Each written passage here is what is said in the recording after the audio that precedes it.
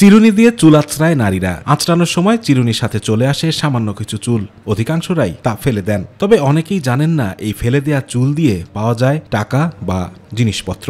গ্রামেগঞ্জে যারা জানেন তারা এখানে সেখানে জমিয়ে রাখেন চুল, আর চুলের ফেরিওয়ালা এলেই পণ্যের বিনিময়ে বা নগদ টাকায় বিক্রি করেন তা।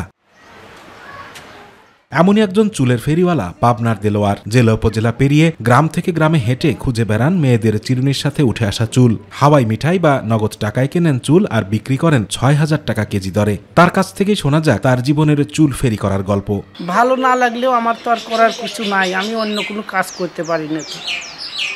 আমি এখন এই পেশাই আমার ভালো লাগাই নিছি, তাছাড়া আর আমি মাঠের কাজ করতে পারি না।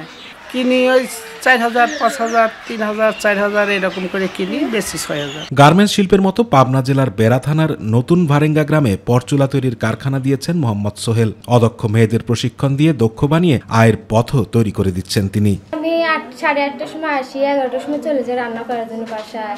আবার 3টা বা 3:30 বেজে আস্তে আস্তে আবার 5টা নাগাদ চলে যাই। বেশি কাজ করতে পারি না। আমরা এখানে কাজ করে মাসে 10 থেকে 12,000 পর্যন্ত বেতন তুলি। লেখাপড়ার পাশাপাশিও এই কাজ করে আমরা আর্থিক উপার্জন করি। আপনারাও যদি করতে চান তাহলে করতে পারেন, কারণ আপনারা যদি করেন আপনাদেরও এরকম ভালো চলবে। সোহেল জানালেন তার ব্যবসা শুরুর গল্প আর স্বপ্নের কথা।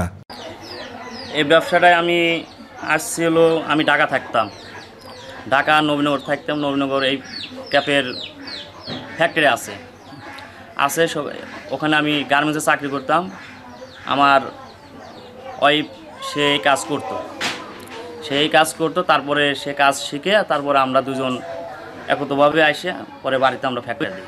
তারা যদি সারাদিনে কাজ করে, তারা 500 করতে পারে, 400 করতে পারে, 200 করতে পারে। তারা তাদের মনে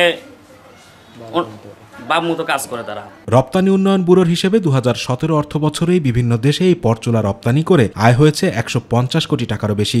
উন্নত প্রশিক্ষণ আর সরকারি সহায়তা পেলে এই শিল্প দেশের অর্থনৈতিক উন্নয়নে গুরুত্বপূর্ণ ভূমিকা রাখতে সক্ষম বলে মনে করেন সংশ্লিষ্টরা। আতিকুর রহমান তিতাস, মাই টিভি।